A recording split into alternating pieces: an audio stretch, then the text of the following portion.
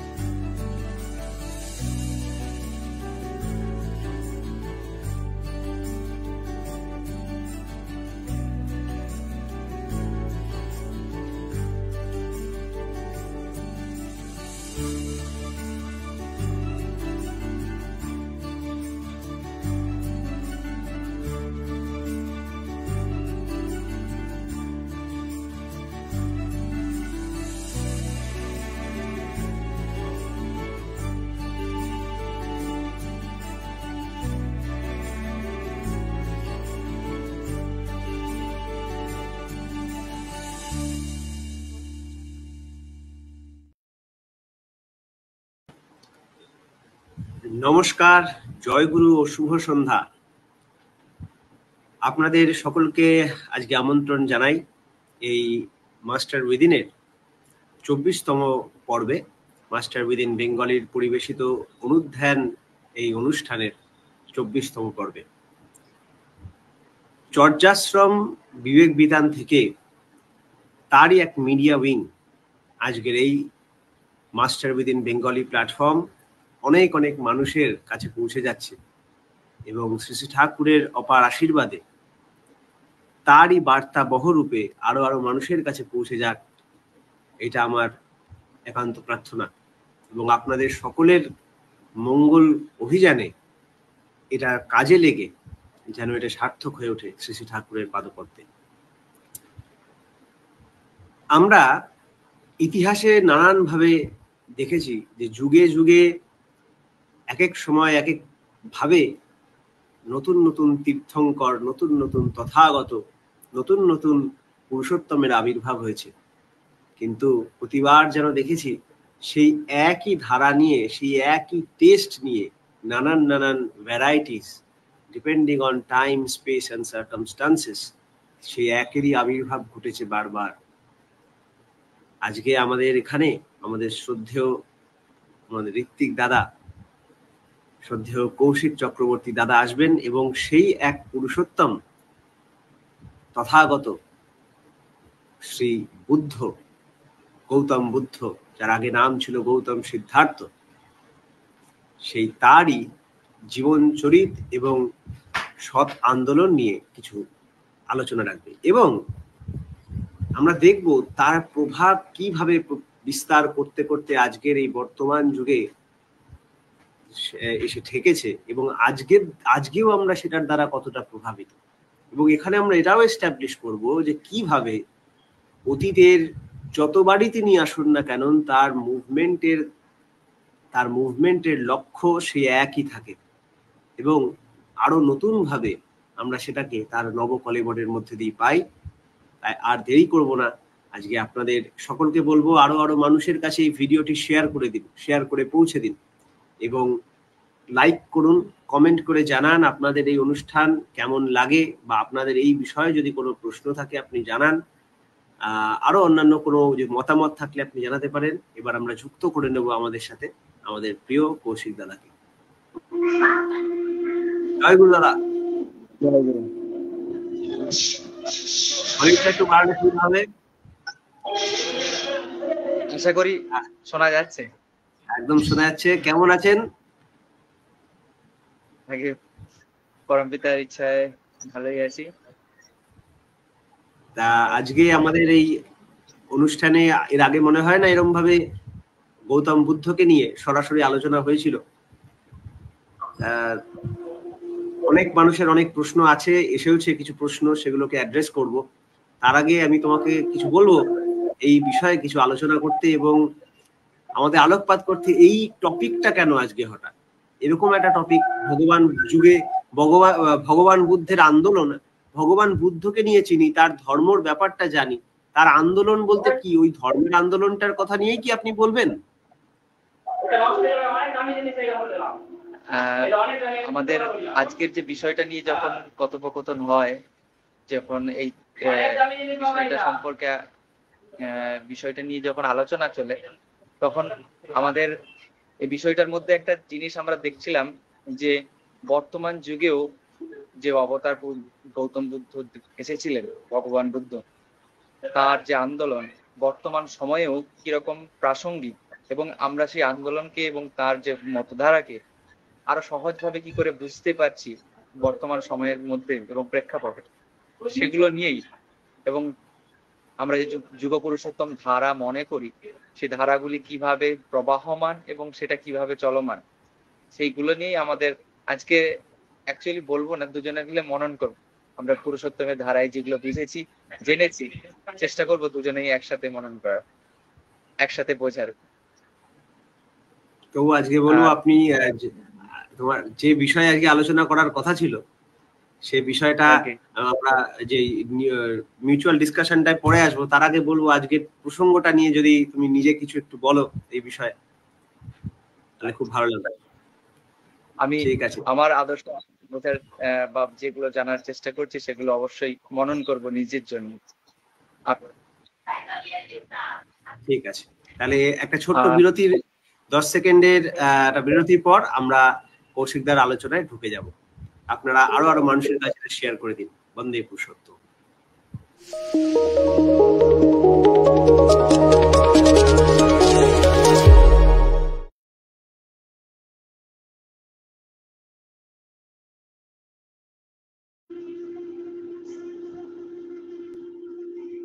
জীবন পথের সারথি পরম দয়ালের এই চরণে আমার শতকোটি প্রণাম জানাই, এবং এই মুহূর্তে ইষ্ট পরিবারের প্রতি প্রত্যেকেই যে যেখানেই আছেন, প্রতি প্রত্যেকের চরণে আমার সশ্রদ্ধ প্রণাম। শ্রদ্ধেয় গুরু ভাইরা এবং মায়েরা যেখানেই আছেন, বড়দের আমার সশ্রদ্ধ প্রণাম। সমবয়সীদের আন্তরিক শুভেচ্ছা, ভালোবাসা, এবং ছোটদেরও স্নেহ ভালোবাসা রইল। প্রত্যেককেই আন্তরিক আনন্দিত জয়গুরু জানাচ্ছি। আজকের যে বিষয় ভগবান বুদ্ধের আন্দোলন এবং তার সাথে বর্তমান যুগের তার প্রভাব সম্পর্কিত একটি বিষয়। সাধারণত আমরা যে পর্বগুলি করে থাকি তার মধ্যে এই অনুষ্ঠানটিতে আমরা বিভিন্ন ভাব নিয়ে, বিভিন্ন আঙ্গিক নিয়ে আলোচনা করি। তো এখানেও আমি আমার যে আদর্শ সেই ভাব থেকেই ভগবান বুদ্ধের বিষয়গুলি জানবো এবং সেগুলি মনন করব নিজের জন্য, এবং আপনাদের যে মতামত অবশ্যই আমাদের কমেন্ট সেকশনে জানাবেন। ভগবান বুদ্ধের যদি বিষয়টা দেখি, তিনি সম্ভবত 624 খ্রিস্টপূর্বাব্দে, যেটা মতান্তরে 563-তে লুম্বিনী নগরে, যেটি বর্তমানে নেপালে অবস্থিত, জন্মগ্রহণ করেছিলেন। মাতা মায়াদেবী ছিলেন এবং পিতা ছিলেন শুদ্ধোদন। এবং যে উদ্যানে তিনি জন্মগ্রহণ করেছিলেন সেই উদ্যান বা সেই জায়গাটি খুব সুন্দরভাবে একটি পরিবেষ্টিত প্রাকৃতিক সৌন্দর্যে ভরপুর। তার জীবনী আমরা যদি দেখি, যে জীবনীর প্রথমেই দেখতে পাই যে তার মা মাতৃদেবী মারা গিয়েছিলেন, বিগত হয়েছিলেন শ্রী ভগবান বুদ্ধের জন্মের পরেই, এবং তিনি মাসির কাছে মানুষ হন। সেখান থেকেই তার মনে বিভিন্ন ভাব, বিভিন্ন টানাপোড়েন, বিভিন্ন উদ্বেলন চলতে থাকে ভাবে, এবং সেখান থেকেই তার আস্তে আস্তে জিজ্ঞাসার মধ্যে দিয়ে ভাব, ধারা এবং সার মধ্যে বোধি জ্ঞানের লাভ, এটুকুই আমরা আপাতত এর মধ্যে দিয়ে যাওয়ার চেষ্টা রাখব। যদি আমরা বুদ্ধ কথাটার অর্থ দেখি, তো তার মধ্যে দিয়ে দেখতে পাই জ্ঞান, চেতনা, এই সমস্ত বিকাশের উন্মেষ পাওয়া যায়। এবং এগুলোর মধ্যে একটা বড় জিনিস দেখা যায় যে তার মধ্যে দিয়ে তার চৈতন্য, তার বৈশিষ্ট্য বোধ, এগুলোর সম্পূর্ণতা যে যার মধ্যে দিয়ে পাওয়া যায় তাকেই আমরা বুদ্ধ বলি। এবং সেক্ষেত্রে সিদ্ধার্থ তখন এই জ্ঞান এবং চৈতন্য যখন বোধি গাছের নিচে যখন বট গাছের নিচে লাভ করেছিলেন অনেকদিন সাধনা করে, তখন যে জ্ঞান অর্জন করেছিলেন সেই জ্ঞানটিকেই আমরা সম্মান বা প্রচার অর্থে পরবর্তী যুগে প্রচারিত হয়েছিল এবং তার সময়ে প্রচারিত হয়েছিল, এবং তার কাছ থেকে তার শিষ্যরা দীক্ষার মাধ্যমে তাকে বরণের মাধ্যমে গ্রহণ করেছিলেন। এই বিষয়ের প্রাক্কালে যদি গিয়ে দেখি যে তার জন্মের সময় থেকেই যেহেতু তার মাতৃবিয়োগ হয়েছিল, তাই তিনি বিভিন্ন বিষয়ের মধ্যেই একটা শূন্যতা বা ফাঁক জিনিসটা তার মধ্যে একটা ছিলই, মাতৃত্বের ফাঁক, যে মাতৃত্বের অভাব বোধ ফাঁক ছিল, কিন্তু পরবর্তীকালে মাসির কাছে তা পূর্ণতা পায় কিছুটা।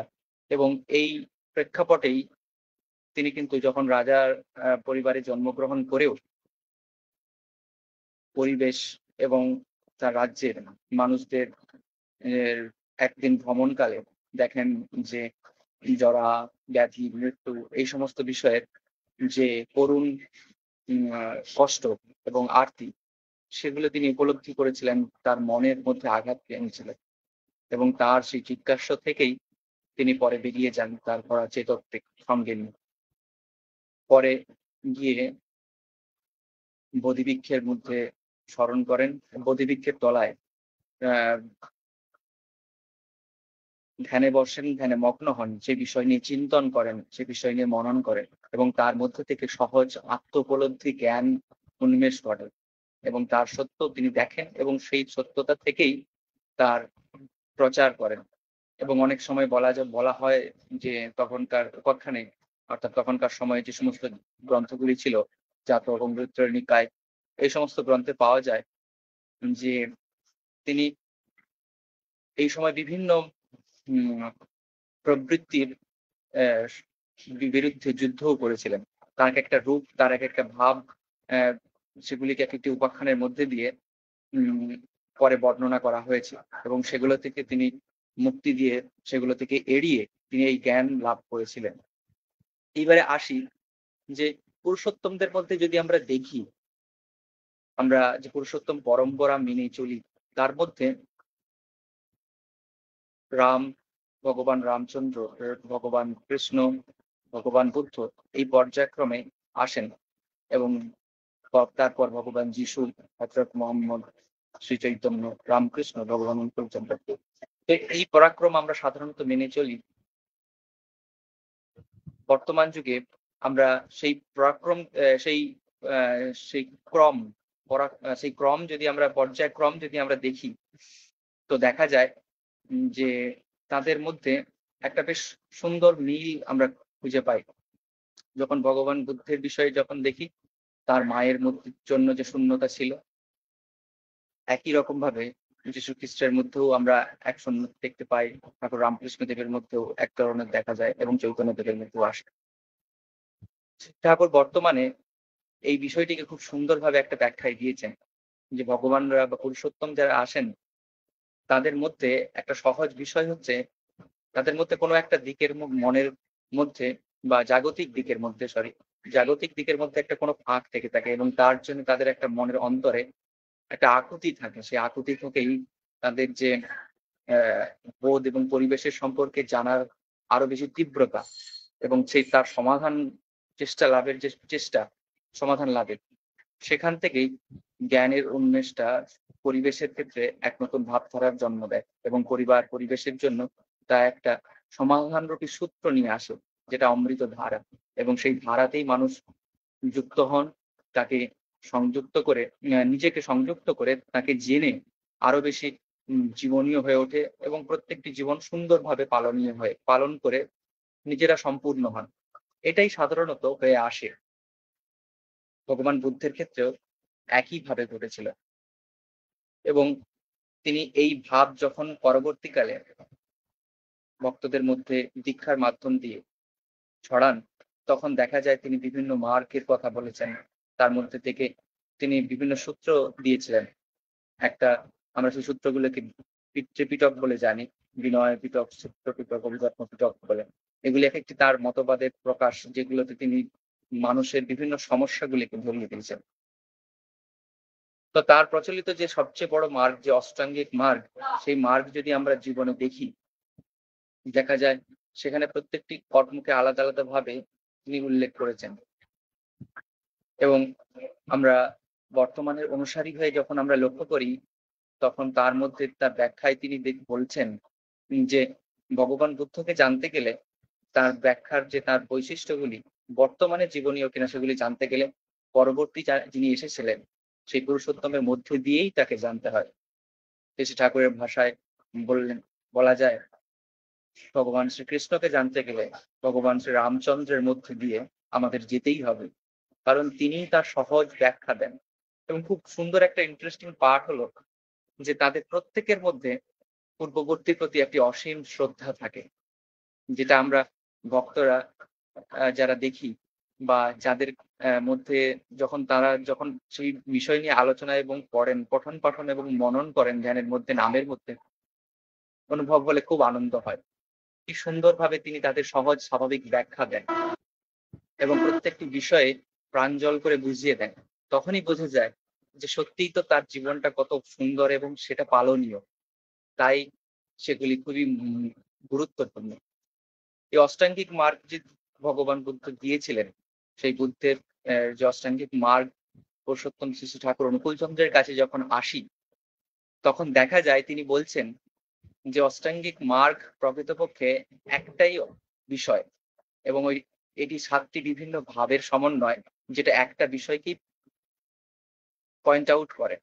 যে তিনি বলছেন অস্তিত্বের পালনকে, এবং সে অস্তিত্ব কি, যে টিকে থাকি, আমি আছি, তাকে বেড়ে ওঠার জন্য, তা নিজেকে বাড়িয়ে তোলার জন্য, নিজেকে ভালোভাবে রাখার জন্য, নিজের অস্তিত্বকে টিকিয়ে রাখার জন্য যেগুলি করণীয়, সেগুলোই এই অষ্টাঙ্গিক মার্গের ইন্ডিকেট করে। এবং তা করতে গেলে কি হবে, আমার বিষয়গুলিকে শ্রদ্ধার সাথে, সত্তা যাকে আমি ধারণ করে আছি আমার জীবন, সেই বিষয়টিকে খুব সুন্দরভাবে পরিচালনা করতে হবে। এবং সেটি অষ্টাঙ্গিক মার্গে ভগবান বুদ্ধদেব দিয়েছেন। কত সুন্দর বিষয়টি, সৎকর্মের মধ্যে, সৎ চিন্তার মধ্যে, এরকম ভাবে তিনি যখন প্রত্যেকটিকে আলাদা আলাদা ভাবে দিয়েছেন, দেখা যায় যে সৎকর্মের যখন আমরা করি, তখন সে ভেতরকার যে অংশ, যে আমাদের যে জীবন, যা ভিতরের আমাদের যে মূল সত্তা, সুরত যেটা বলে, সেগুলো আস্তে আস্তে ভালোতে পরিবর্তিত হয়, এবং ভালোর মধ্যে থেকে সেগুলো আরো আরো অ্যাডজাস্টেড হয়ে নিয়ন্ত্রিত হয়। এটাই তখন আমাদের ভেতরকার যে সত্তা, আমাদের বাইরের যে অভিব্যক্তি, সেগুলোকে পরিবর্তন করে ভালোর দিকে। কত সুন্দর বিষয়। তো এই অষ্টাঙ্গিক মার্গটাই আমরা বর্তমানে দেখতে পাই, এই জন্য জীবনীয় হয়ে আছে, এবং এই জীবনীয়টাই আমাদেরকে আরো তর করে তোলে। এইভাবে আরো দেখতে পাই যখন যে ভগবান বুদ্ধের যে প্রচলন, যে বাণী তিনি প্রচার করেছেন,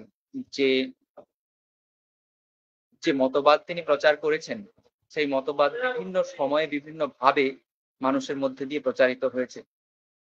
এবং বর্তমান পুরুষোত্তমের কাছে আরো একটা বিষয় আমরা যেটা দেখতে পাই, যে তিনি ভগবান বুদ্ধদেবের সম্পর্কে যখন বলছেন, তখন একটা বিষয় বলছেন যে ভগবান বুদ্ধের একটা প্রচারিত মতের মধ্যে, যেটা আমরা মিশিং এখন অনেকেই পেয়ে থাকি, যে তিনি জীবনীয় বিষয়গুলিকে বর্ণাশ্রম এবং প্রত্যেকটি বর্ণের প্রত্যেকটি বিষয়ের কালচার প্র্যাকটিস করে সেগুলিকে জীবন ধর্মী করে তোলার ক্ষেত্রে বিশেষ বলেন। এটা প্রায় তখনকার সময় তার পার্শ্বদ ভক্তরা বলেছিলেন।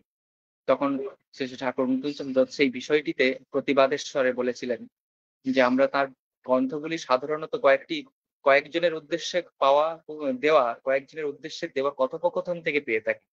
যদি আরো খুঁজি, আরো জেনে থাকি, আরো জানার চেষ্টা রাখি, তাহলে তার দেওয়া আরো কিছু উপদেশাবলী এই বিষয়ে পাবো। তিনি জীবনীয় তা কিন্তু অবশ্যই বলবেন এবং তার বিষয়টিতে পরবর্তীতে জানান যে তিনি যেগুলি করেছিলেন তার জীবন ধর্ম পালনের জন্য। এবং খুব ইন্টারেস্টিং, বৌদ্ধ ধর্মে প্রায় প্রত্যেকেই সন্ন্যাস ধর্মে দীক্ষিত হয়ে পরিবার পরিজন ত্যাগ করে আচার ধর্মের অনুষ্ঠানের মাধ্যমে অহিংস নীতির মধ্যে দিয়ে চলেন। আমরা যেগুলি সাধারণত দেখতে পাই, যে বৌদ্ধ মঠগুলিতে আমরা দেখি, বা ভগবান বুদ্ধের যে সমস্ত আচরণকারী বৌদ্ধ ধর্মাবলম্বী মানুষদের মধ্যে দেখে থাকি।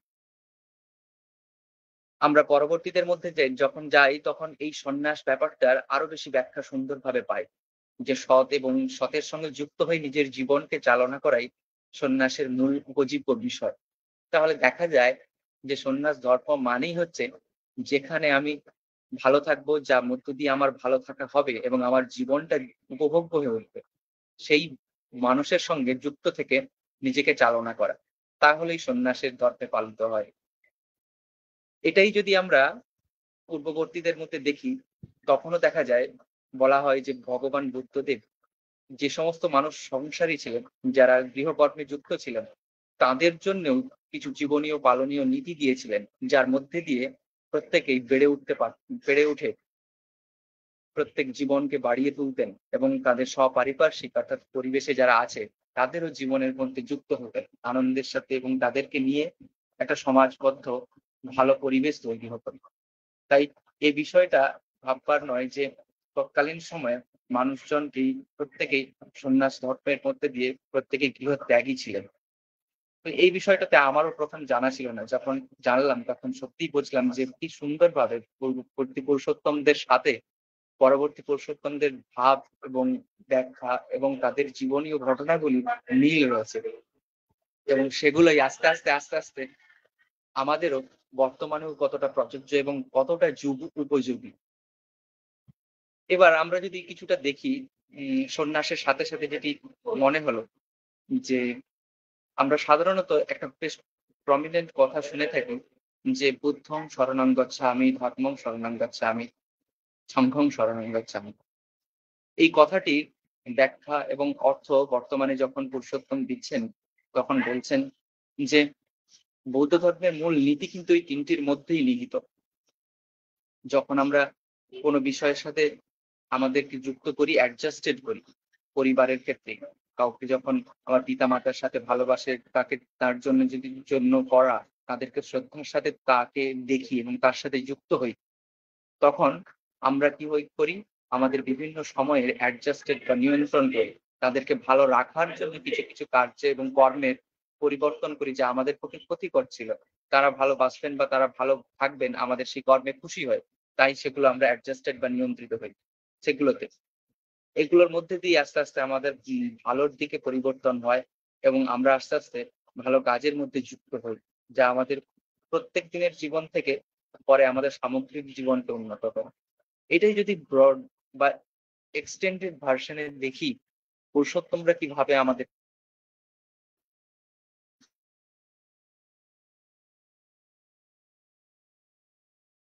তারাও প্রত্যেকেই তাদের ভাব থেকে এসেছিলেন। মনের মধ্যে প্রত্যেকের একটা নির্দিষ্ট চিন্তা থাকে, সেই চিন্তা থেকে যুক্ত হয়েছিলেন। কিন্তু যখন তারা ভগবান বুদ্ধের সাথে যুক্ত হন, তার নীতিগুলি অনুসরণ করেন, এই অষ্টাঙ্গিক মার্গ এবং তার যে আচরণ বিধি, সেগুলি যখন জীবন তারা যুক্ত করেন, তাকে ভালোবেসে পালনের মাধ্যমে, তখন প্রত্যেকেই একটা বৈশিষ্ট্যশালী মানুষ তৈরি হন। তাই তার শিষ্যদের মধ্যে আমরা প্রত্যেককেই দেখতে পাই, কখনো তার জামাতাকে দেখি, কখনো এক বা বারবনিতাকে দেখি, কখনো নিচু তৎকালীন সময়ে যাদেরকে আমরা কম বৈশিষ্ট্যের অর্থাৎ নিচু গোষ্ঠীর মানুষ বলা হতো, তাদেরকে দেখি। তারা প্রত্যেকেই এসে যুক্ত হয়েছিলেন, ভালোবেসেছিলেন তাকে, কিন্তু পরবর্তীতে তারাই একজন বিখ্যাত ধর্ম প্রচারক ছিলেন এবং তাদের জীবন ছিল, তাদের বৈশিষ্ট্য ছিল আচরণশীল, সেই গৌতম বুদ্ধের জীবনের ভাবধারার। তাই এটা একটা স্পষ্ট বিষয় এবং পরিষ্কার হয় যে ভগবান যখনই আসেন, তার ভাবধারার সাথে সাথে তার মানুষ পারিপার্শ্বিক মানুষকেও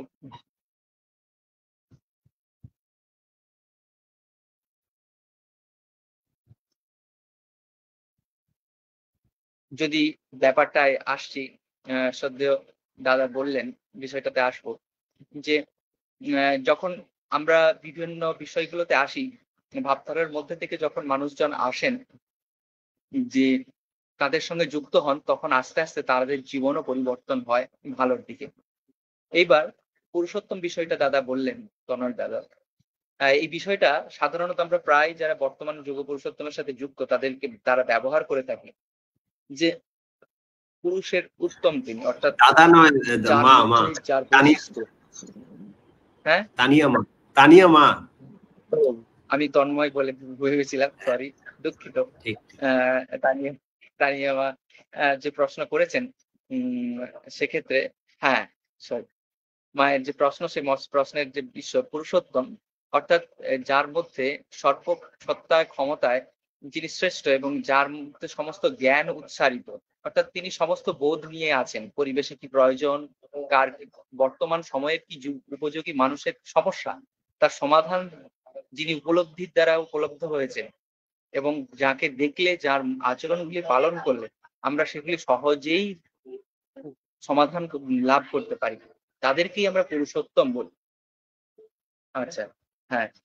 তো এই বিষয়টি আমরা প্রায় দেখি যখন বিভিন্ন সমস্যা সমাজের, আমাদের সমাজবদ্ধ জীবীদের মধ্যে প্রত্যেকের মধ্যে যখন আসে, যখন আমাদের মধ্যে বিভিন্ন আচরণগুলি ক্ষতিকর হয় আমাদের জীবনের জন্য, তখন কি হয়, বিভিন্ন মানুষ আসেন, ভগবান পাঠান তাদেরকে তাদেরকে পুরুষোত্তম বলা হয়, এবং সেই পুরুষোত্তমের সাথে সাথে তার পার্শ্বদরাও আসেন, যারা তাকে ভক্তি করে পালন করেন এবং আমাদের কাছে তারা উদাহরণ হয়ে ওঠেন কিভাবে সেইগুলিকে জীবনীয় করে তুলতে হবে, এবং প্রত্যেকটি বিষয় পালন করার মধ্যে দিয়েই আমরা বেড়ে উঠতে পারি। তাই এই পুরুষোত্তমদের এক একটা ধারা থাকে, এবং তারা সেই সময়ের যে প্রয়োজন, সেই প্রয়োজনীয়তা নিয়েই বেশিরভাগ আসেন বা বলেন, কিন্তু তার মধ্যে সমস্ত বৈশিষ্ট্যের সমাহার দেখা যায়। তাই তাদেরকে মানুষ এক একটা যুগে এক একটা ধর্মের নাম দিয়ে থাকে, কিন্তু আমাদেরকে তারা পুরুষোত্তম বলি। ধর্ম আসলে সেই বৈশিষ্ট্যগুলিকে পালন করাকেই আমরা ভেবে নিই এবং সেইগুলির মধ্যে দিয়ে আমরা চলি। তো এই ভাব থেকেই পুরুষোত্তমের বিষয়ে আসা। এরপরে যেটা আসছি যে শিষ্যদের ব্যাপার, কিভাবে যুক্ত হলে ভগবানের সাথে বা অবতার পুরুষোত্তমদের সাথে যুক্ত হলে মানুষের পরিবর্তন হয়। একটি কাহিনীতে পাই যে ভগবান বুদ্ধের 5 জন শিষ্য প্রথম জীবনে তাকে তার সঙ্গে যুক্ত হয়েছিলেন, বিভিন্ন আচরণ এবং প্র্যাকটিস করার মধ্য দিয়ে তাকে গ্রহণ করছিলেন। পরে দেখা যায় যে তিনি যখন তাদের সাথে যুক্ত হন, তারপর তাদের সঙ্গে আচরণ বিভিন্ন বিষয়গুলিকে প্র্যাকটিস করান, তখন তাদের নিজেদের মনের মধ্যে কিছু জিজ্ঞাসা হয়ে ওঠে, এবং সেখানে কিছু আচরণে তারা বুঝতে পারেন না ওই ভগবান বুদ্ধের পুরুষোত্তমে। তখন কি হয়, তারা সেই আচরণ বুঝতে না পারার জন্য ভগবান ত্যাগ করেই চলে যান, এবং তাদের সাথে ভগবান বুদ্ধের অনেক দিন দেখা সাক্ষাৎ হয়নি। পরবর্তীতে সারনাথে গিয়ে যখন তাদের সঙ্গে আবার যুক্ত হন বা দেখা হয়, তখন তারা গিয়ে ভগবান বুদ্ধের কাছে যুক্ত হয়েছিলেন, এবং তার কাছ থেকে সেই বিষয়গুলিকে যখন তিনি তাদের ক্লিয়ার করে দেন বা তাদেরকে বুঝিয়ে দেন, পরে সেই বিষয়টিতে তারা সম্যকভাবে বুঝতে পারে, এবং সেখান থেকে তারা আরো বেশি যুক্ত হয়, এবং যুক্ত হওয়ার সাথে সাথে তার কাছ থেকে জীবনীয় বিষয়গুলিকে পালন করার মধ্যে দিয়ে আচরণে গড়ে তোলেন। এখানে শ্রী শ্রী ঠাকুর বলছেন যে আমরা যখন কোনো আচরণ পুরুষোত্তমের বুঝতে না পারি, যদি তাকে আরো ভালোভাবে ভালোবেসে তার যে বলাগুলি শুধু প্র্যাকটিস করে যাই, যদি সেই প্র্যাকটিসের মধ্যে দিয়ে পুঙ্খানুপুঙ্খভাবে তাকে ভালোবাসি এবং সেগুলোকে পুঙ্খানুপুঙ্খভাবে আচরণের মধ্যে অভ্যাস করি, তাহলে একটা সময় তার উপলব্ধি এবং তার বিস্তৃতি আসবেই, এবং সেখান থেকেই তার জ্ঞানের বোধের পাল্লাটি খুলে যায়। ভগবান শ্রী রামচন্দ্রের কাছে শ্রী রামকৃষ্ণের একটা সহজ ভাবে এটি বলা হয়, যে তিনি বলেন, বলা হয় নয়, তিনি বলেছেন রাম চরিতামৃত কথামৃতে, যে এটা একটি পর্দা, যে পর্দাটা সরে গেলেই তাকে বোঝা যায় এবং সহজভাবেই আসে তার সেই বোধের মধ্যে, সেই ভাবধারা। তাই এই ভাব নিয়েই, এরকম ভাবে চলনাই আমাদেরকে আরো বেশি উন্নত করে। আরো একটি বিষয় খুব সুন্দরভাবে মনে পড়লো, যে পুরুষোত্তমরা যারা আসেন তাদের জীবনের মধ্যে কিন্তু খুব সুন্দর একটা আচরণের ঘটনার মধ্যেও মিল থাকে। যে মিলটি হয়তো উম আমাদের কাছে আহ আশ্চর্যজনক লাগে, কিন্তু বিষয়গুলি বেশ সুন্দর। যেমন উম ভগবান বুদ্ধ যখন উদ্যানে ঘোরাফেরা করছিলেন, তখন একটি পাখি তার কাছে এসে তার কাঁধে বসেছিলেন, এবং সবাই যারা যার পাশে ছিলেন তারা ভাবছিলেন হয়তো সেটা তার ক্ষতি করে বা তাকে হয়তো উড়িয়ে দেবেন এরকম কিছু।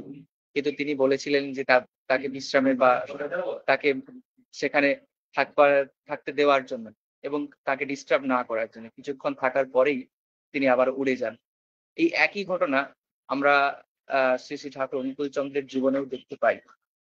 যে যিনি যখন ভক্ত পার্ষদদের সাথে আলোচনা করে একটি পরিভ্রমণে যাচ্ছিলেন, তখন তাদের তার কাঁধে এসেও একই রকম ভাবে একটি পাখি এসে বসেছিলেন, এবং তিনি সেখানে কিছুক্ষণ বিশ্রাম নিয়ে আবার চলে ফিরে যান।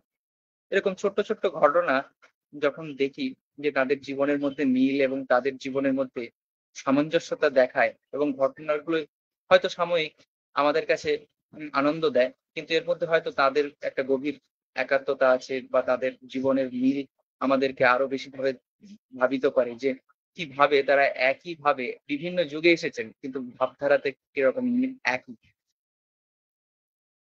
এরপরে যদি আসি ভগবান বুদ্ধের আরেকটি বাদ, যেটি শূন্যতাবাদ বলা হয়, যে কোনো কিছুর মধ্যেই যে শূন্য ভাব থেকে পূর্ণতার প্রাপ্তি, এই বিষয়টি একবার ঠাকুর অনুকূল চন্দ্রের কাছে আলোচনা করা হয়েছে, এবং তাতে তিনি বলেছিলেন যে শূন্যতা বোধের মধ্যে আসলেই পূর্ণতা রয়েছে, যখন আমরা সেই বিষয়টি যদি দেখি ভালোভাবে, যে কিভাবে তিনি তাকে পূর্ণতার মধ্যে দিয়ে পর্যবসিত করছেন। যে যখন আমরা তার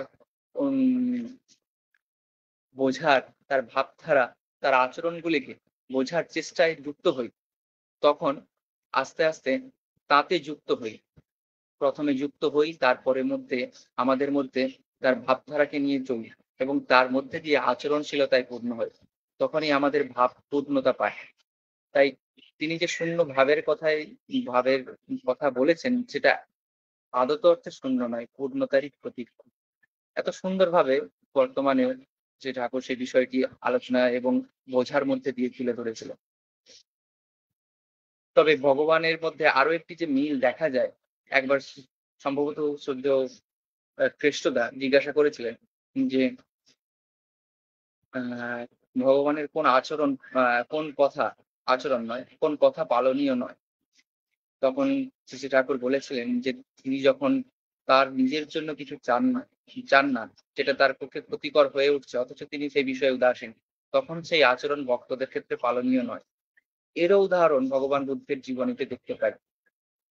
যখন তিনি ভক্তদের নিয়ে যাচ্ছেন কোন একটি ব্যাধের বাড়িতে, তাকে তাদের আহারের জন্য নিমন্ত্রিত করা হয়েছিল, এবং ভক্তদেরকে তখনকার যে মাংস ভক্ষণের জন্য দেওয়া হয়েছিল, ভগবান বুদ্ধদেব তখন তাদেরকে নিরস্ত করতে চাওয়ার জন্য, তাদেরকে যাতে খাবার না খেতে হয়, প্রত্যেককেই তিনি বারণ করে সেই খাবার নিজে গ্রহণ করেছিল। পরে জানা যায়, আমরা সেই খাবার গ্রহণের মধ্যে দিয়ে পরবর্তীতে তার শরীরের মধ্যে ব্যাধি যুক্ত হয়, যা আমাশার মধ্যে তিনি বারবার ভোগেন, এবং তার মধ্যে দিয়ে বলা হয় যে তার বিষের প্রয়োগ হয়েছিল, এবং তার মৃত্যুবরণ, তিনি ধরাধাম থেকে লীলা তার সংবরণ করেন। তো এই বিষয়টা যদি আমরা দেখি, যদি শিষ্যবর্গরা যারা ছিলেন তারা যদি এই আচরণটা ভগবানের যদি থেকে নিরস্ত হতেন, যে তাকে পালন করা থেকে যদি নিরস্ত করতে পারতেন, তাহলে হয়তো তারাও তার ভাবধারা, তার সঙ্গ সুখ আরো উপভোগ করতে পারতেন। বর্তমান পুরুষোত্তমদের ক্ষেত্রেও একই দেখা যায়। যখন শ্রী ঠাকুরের ক্ষেত্রেও বিভিন্ন মানুষজন এসে তার কাছ থেকে বিভিন্ন ভাবে উপকৃত হওয়ার পরেও তাকে জায়গায় জায়গায় আঘাত করেন, তার অপপ্রচার করেন, তার বিভিন্ন তার শারীরিক ক্ষতি করেন, তাকেও বিষ প্রয়োগ করা হয়েছিল কৌটোর মধ্যে, সুপরির মধ্যে, কিন্তু দেখা যায় আশ্চর্যজনক ভাবে তিনি সেখান থেকে বেরিয়ে এসেছিলেন।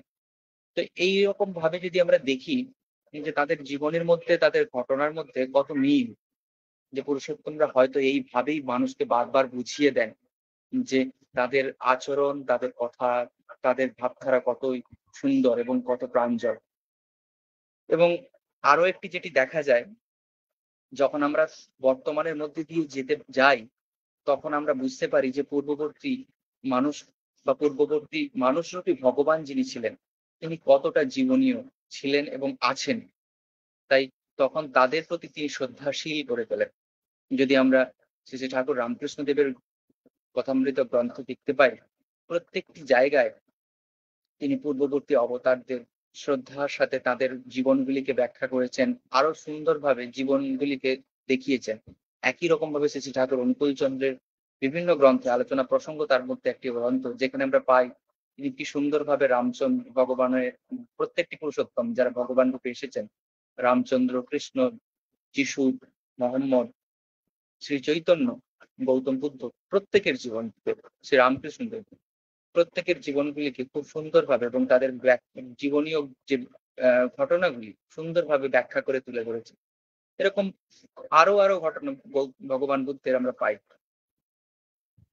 এরপরে আসি আমাদের আন্দোলনের ব্যাপারটা এবং বর্তমানের সঙ্গে কিরকম যুগোপযোগী। তিনি তো তখনকার মানুষদের ক্ষেত্রে বিভিন্ন ভাবে জীবনীয় ঘটনাগুলি তুলে ধরেছিলেন, তারা সেগুলি পালন করেছিলেন। আসলে আমরা যখন সময়ের সাথে সাথে সেই পালনগুলি করি, তখন নিজস্ব বোধের মাধ্যম দিয়ে তাকে যুক্ত হই। যখন এই বিষয়টা যখন আমরা থেকে কিছুটা বিচ্যুত হই, অর্থাৎ যখন আমরা বুদ্ধং শরণং গচ্ছামি থেকে ধর্ম শরণং গচ্ছামিতে চলে যাই, ধর্ম শরণং গচ্ছামির সাথে সাথে যদি বুদ্ধং শরণং গচ্ছামি থাকে, তখন সেটা সমন্বয় থাকে। কিন্তু যখন সেটা শুধুমাত্র সংঘং শরণং গচ্ছামি হয়ে যায়, তখন ক্ষেত্রে হয়ে যায় বিচ্ছেদ। যেটা শ্রী শ্রী ঠাকুর তার সত্যানুসরণ গ্রন্থে বলেছেন যে ঋষি বাদ দিয়ে যখন আমরা ঋষি বাদের উপাসনা করি, অর্থাৎ পুরুষোত্তমকে ভালোবাসলেই তার প্রত্যেকটি আচরণগুলির মধ্যে সহজলভ্য ভাবটা বোঝা যায় যে কিভাবে তিনি সেগুলিকে জীবনীয় ভাবে তিনি করতে বলেছেন। কিন্তু যখন আমরা সেটা বাদ দিয়ে শুধুমাত্র তার আলোচনা এবং তত্ত্বগত ব্যাখ্যার মধ্যে দিয়ে যাই, তখন তার জীবনীয় উদাহরণটা, তার যে তিনি যে দেখিয়েছেন সেটার কথা আমাদের বিস্মৃতি হয়। তখনই আসে গ্লানি, এবং এই গ্লানি যখন তৈরি হয়, তখনই মানুষের মধ্যে হয় ফাঁক। এই সে ফাঁক তৈরি করে ভাবের ফাঁক, এবং তা থেকেই আমাদের মধ্যে তৈরি হয় দেশ, হিংসা, বিভিন্ন বিভেদ, এবং সেখানেই আমাদের প্রবৃত্তি, আমরা যার দ্বারা আমাদের যে বাহন দিয়ে চালিত হই, তখন সেই বাহনগুলি আমাদেরকে চালনা করে, অর্থাৎ তখন আমরা সেই তাদের বশবর্তী হই। তখনই আসে গ্লানি। তৎকালীন সময়েও এসেছিল, এবং সেই সময়ের পর যখন সেই গ্লানি আসে, তখন মানুষজন কি হয়, তার বিভিন্ন ভাবধারাকে বিভিন্ন ভাবে ব্যাখ্যা করেন, এবং তাদের কি চলনেও সেই বিচ্ছেদ দেখা দেয়। তখন বড় একটি সমস্যা হয় যে মানুষের মধ্যে ভাবের অভাব ঘটে। আমরা যদি ভগবান বুদ্ধের জীবনীতে দেখি, তার 100 বছর পরে তার আরো একজন ভক্ত পার্ষদ তিনি এসেছিলেন, উপগুপ্ত। সেই উপগুপ্ত আসার পরে তিনি অশোকের কাছে যে গানের দ্বারা তাকে উদ্বুদ্ধ করেছিলেন, এবং তিনি তার মাধ্যম দিয়ে ভগবান বুদ্ধকে উপলব্ধ করেছিলেন, এবং সেই উপলব্ধিতেই তিনি তার কাছে দীক্ষিত হন, তার মাধ্যম দিয়ে ভগবান বুদ্ধের দীক্ষিত হন, এবং আস্তে আস্তে সেই বোধ এবং সেই ভাব তিনি জানতে এবং বুঝতে চেষ্টা করেন। কিন্তু এটি এখানে লক্ষণীয় যে আমরা বর্তমান পুরুষোত্তমের আলোচনায় পাই যে তিনি বলছেন, শ্রী শ্রী ঠাকুর অনুকূল চন্দ্র বলছেন যে যে আমরা ভগবান বুদ্ধের, গৌতম বুদ্ধের যে আচরণ এবং যে পালনীয় জীবনীয় ঘটনাগুলি আমরা দেখেছি, সেগুলির সাথে অশোকের সময় যে প্রচারিত বৌদ্ধ ধর্ম এসেছিল, তার মধ্যে কিছু পার্থক্য ছিল। সে পার্থক্যটা কি? সেটা হচ্ছে বর্ণাশ্রম পার্থক্য। তখন বর্ণাশ্রম নিয়ে আলোচনাটা সেইভাবে প্রমিনেন্টলি আসেনি আর, কিন্তু ভগবান বুদ্ধের সময় ছিল, কারণ সেটি ছিল জীবনীয় নীতি। তার মধ্যে দিয়ে মানুষ তৈরি হয়, মানুষের বৈশিষ্ট্য তৈরি হয়, ভাবধারা তৈরি হয় ব্যাপী জন্ম থেকে। তাই এই বিষয়টার মধ্যে একটা বিরাট তফাৎ হয়ে আসে, এবং সেগুলি আস্তে আস্তে শিথিল হতে থাকে। যদি আমরা দেখি, তার পরবর্তী সময়ে বৌদ্ধ মত আস্তে আস্তে মায়াবাদ, অর্থাৎ তার মধ্যে থেকে প্রত্যেকটা বিষয়ের মধ্যে শূন্যতাবাদের মধ্যে আরো বেশি ঢুকে যায় এবং তার মধ্যে আচরণ এবং আচরণগুলি এমন ভাবে হতে থাকে, তখন হয়ে ওঠে অলৌকিকত্বের প্রচার এবং বিভিন্ন ভাবে তখন আমরা সেগুলিকে দেখতে পাই। তার বিভিন্ন মতভেদ এবং সেই মতভেদ থেকেই বিভিন্ন বৌদ্ধ কাউন্সিল যেগুলি হয়েছিল, আমরা মূলত 4টি জানি, কিন্তু আরো হয়েছিল। সেগুলির মধ্যে মানুষজন যখন আসে, সেখান থেকে আস্তে আস্তে তারা বিভিন্ন ধারায় যুক্ত হয়ে আস্তে আস্তে সেখান থেকে বিচ্যুত হয়। পরবর্তীতে আবার পুরুষোত্তমদের যে পার্শ্বদরা ছিলেন তারা তাদেরকে আবার যুক্ত করেন এবং আস্তে আস্তে তারা সেই ভাবধারায় যুক্ত হয়েছে। যদি আমরা এটা দেখি, বর্তমান ক্ষেত্রেও একইভাবে এই বিষয়গুলি প্রযোজ্য। যখন আমরা ভগবানের দ্বারা অর্থাৎ পুরুষোত্তমের দ্বারা ভাবিত হই, তার দ্বারা যুক্ত হই, তাতে যুক্ত হই, তখন আস্তে আস্তে তার আচরণগুলি সহজ বোধের মধ্যে আসে।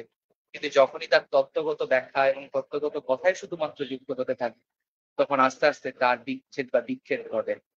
তাই সবার আগে ধর্ম এবং সঙ্গের পূর্বেও ভগবানকে স্মরণ করার কথা বলা হয়েছে, তার সাথে আচরণ দিয়ে যুক্ত হওয়ার কথা বলা হয়েছে। তাই এটা কতটা বর্তমান সময়ে প্রযোজ্য, যারা আমরা শ্রী শ্রী ঠাকুর অনুকূলচন্দ্রের ভাবধারায় যুক্ত আছি, তারা প্রায় প্রত্যেকেই জানি বিভিন্ন আচরণ, বিভিন্ন বিষয় যিনি শ্রী শ্রী ঠাকুর শিখিয়েছেন, সেগুলিকে আমরা বিভিন্ন ভাবধারার মধ্যে দেখেছি আজকে। তাই আমাদের মধ্যে বিভিন্ন সময় বিভিন্ন মনের ফাঁকে বিভিন্ন কোণে বিভিন্ন জায়গায় উকি মারে যে এটা কি শ্রী শ্রী ঠাকুরের নীতি, এই নীতির মধ্যে কি তিনি জীবন্ত, কেমন ভাবে তিনি এটা বলেছেন, তিনি কি এটা বলতে পারেন, এরকম বিভিন্ন মনের মধ্যে প্রশ্ন আসে। কিন্তু এর সহজ সহজ সমাধান ওই ভগবান বুদ্ধের যে নাম, সেখানেও যে পাওয়া যায়, তিনি যখন যা বলেছেন যেমন পাওয়া যায় এখানেও পাওয়া যায়। সত্যানুসরণের যে বাণী, ধর্মের আগে আহ, ধর্মের আগেও পুরুষোত্তমকে অর্থাৎ বুদ্ধকে স্মরণ করতে হয়, সেরকম এখানেও তিনি সত্যানুসরণ বলেছেন যে পুরুষোত্তম বাদ দিয়ে পুরুষোত্তম বাদের বিষয়টা হবে ধরলে এই ভাবধারায় সমস্যা বিচ্ছেদ আসে। তাই সবার আগে শ্রী ঠাকুরের জীবনীতে যদি দেখি, তখন দেখতে পাবো বিষয়গুলির মধ্যে সামঞ্জস্যতা, বিষয়গুলির মধ্যে একাত্মতা, তখন হয়ে ওঠে সেটা জীবনী। তাই যখনই আমরা কোনো ভাবধারার কোনো বিষয় তত্ত্বগত ভাব যখন দেখবো, তার ধাতুগত অর্থ দেখে সেটা বোঝার চেষ্টা রাখবো, তার সাথে সাথে দেখবো যে পুরুষোত্তম জীবনে কিভাবে সেটি পালন করেছেন, তখন হয়ে উঠবে উপভোগ্য জীবনে। এটাই হচ্ছে পুরুষোত্তমদের সাথে তার বাদের সামঞ্জস্যতা, এবং এটাই আন্দোলনের সর্বোচ্চ প্রাপ্তি আমাদের। তাই তিনি সব সময় যুগোপযোগী এবং পালনীয়, এবং তিনি সবসময় জীবনীয়। সেগুলিকে যখনই আমরা পালন করব, তখন তার ভাবধারা বুঝতে পারবো। তাই সবার আগে আমাদের বলতে হয় শ্রী শ্রী ঠাকুর, শ্রী শ্রী রামকৃষ্ণ দেব, শ্রী ভগবান কৃষ্ণ, শ্রী বুদ্ধ, শ্রী বুদ্ধ চৈতন্য দেব, প্রত্যেকের জীবনী যখন আমরা পড়বো, তখন দেখতে পাবো বর্তমানেও সেটা কিভাবে পালনীয় এবং কিভাবে জীবনীয়। তাই এই ভাবধারাতেই তখন আমরা যুক্ত হয়ে প্রত্যেকের প্রতি শ্রদ্ধাশীল হব। শ্রী ঠাকুরের যদি ভাবধারায় দেখি কিভাবে তিনি তার ভাবধারাকে যুক্ত করছেন পঞ্চবর্ষী পালনের মাধ্যমে, আমি আমার কৃষ্টিকে শ্রদ্ধা করি, আমি আমার পূর্ব পুরুষোত্তমদের শ্রদ্ধা করি, আমার আচরণকে শ্রদ্ধা করি, আর্য ঋষিদের শ্রদ্ধা করি, তাহলে প্রত্যেকটা মানুষ কিভাবে আমরা সেই প্রত্যেকটি অবতারদের শ্রদ্ধা করে আসি। তাই তিনি বলছেন প্রত্যেক দিনের পালনীয় পঞ্চবর্ষী এবং সপ্তাহ। কেন? কারণ প্রত্যেকটা দিনের জন্য আমরা তাদেরকে স্মরণ করি, তাদের আচরণগুলিকে স্মরণ করি এবং সেগুলিকে স্মরণের মাধ্যমেই পালন করি। তো এই হচ্ছে ভাবধারার সাথে যুক্ত হওয়া, যোগযুক্ত হওয়া এবং তার সাথে সাথে বর্তমানে আসা। এটুকুই